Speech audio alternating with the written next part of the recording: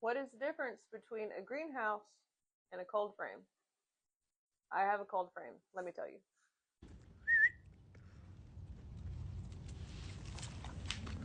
This is the inside of my cold frame. We built this ourselves with plastic poly sheeting and lumber from Home Depot. This floor I did myself.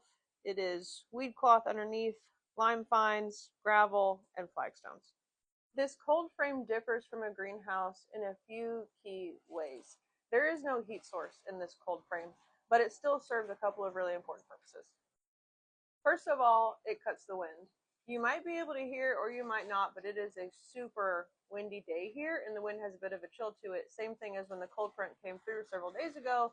The wind that was cutting through our property had a wind chill of probably like 12 to 15.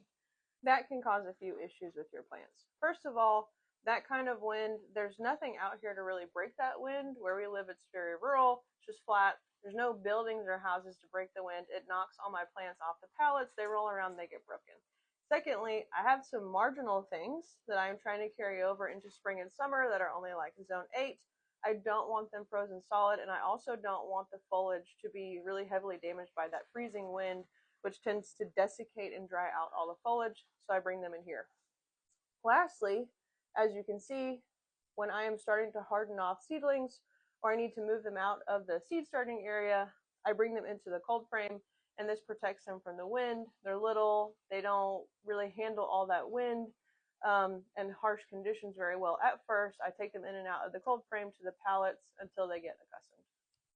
So no, it's not a fancy greenhouse with a heater, and I can't grow houseplants and tropicals out here, but still serves our purpose just fine.